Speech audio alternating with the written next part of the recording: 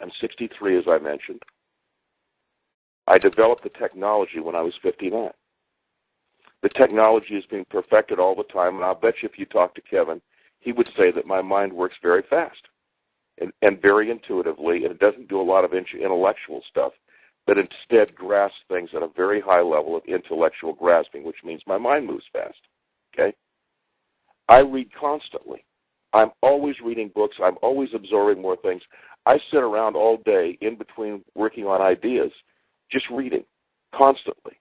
Well, you can't keep doing that, even if you're an average smart guy.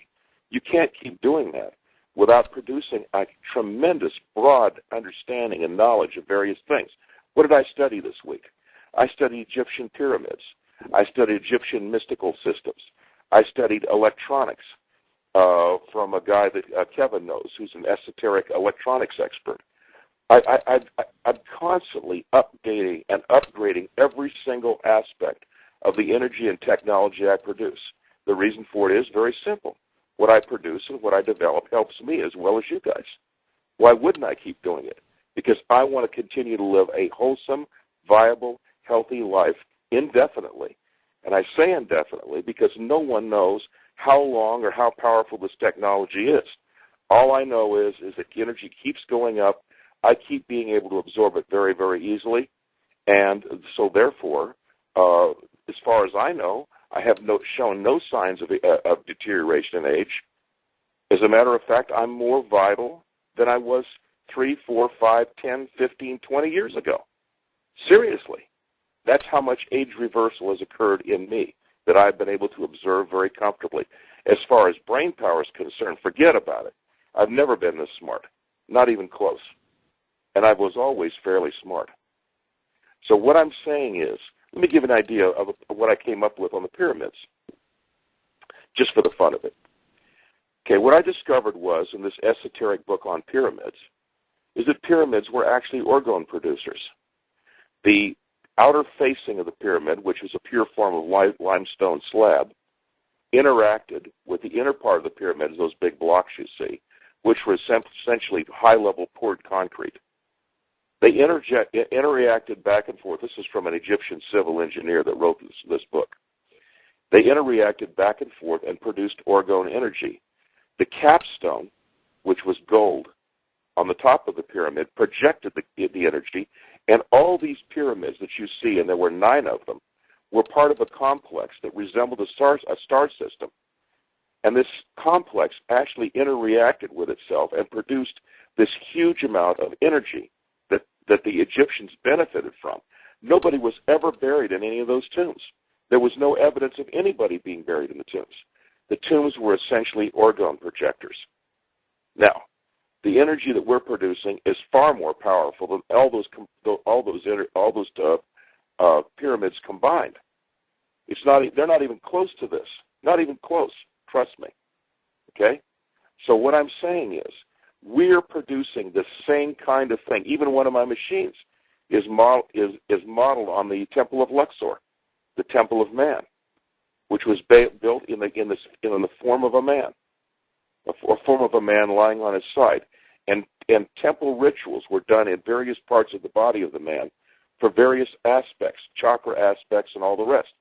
These people were absolutely brilliant. And by reading this information, I was able to pick up on insights on things that I might do in the future as far as energy projection is concerned.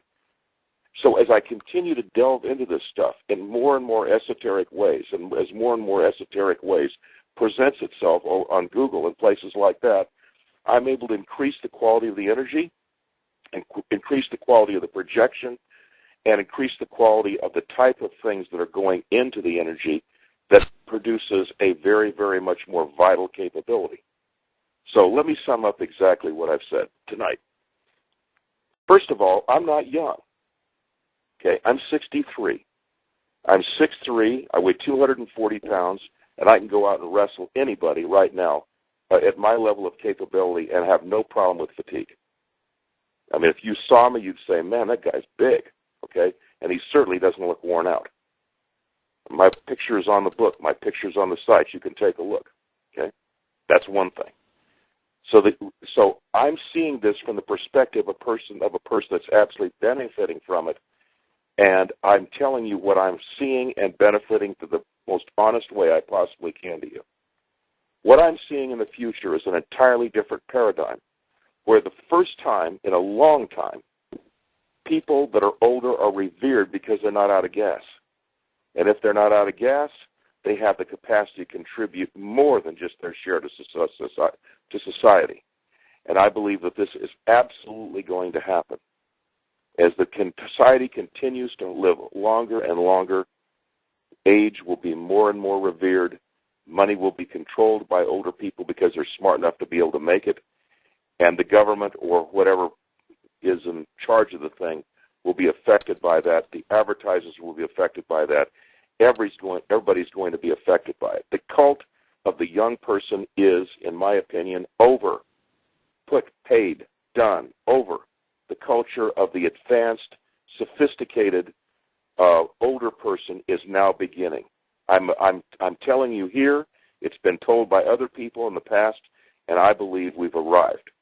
The level, the mindset of spiritual ascension versus physical power, physical beauty, and all the rest of that stuff is happening. It's starting now, and it's through technology such as this. So what I'm hoping for you all to do tonight is to understand that we're just taking the first step in this new paradigm change, to be aware of it, to understand what's going on so that you can benefit more specifically from it. That's all I have, Kevin.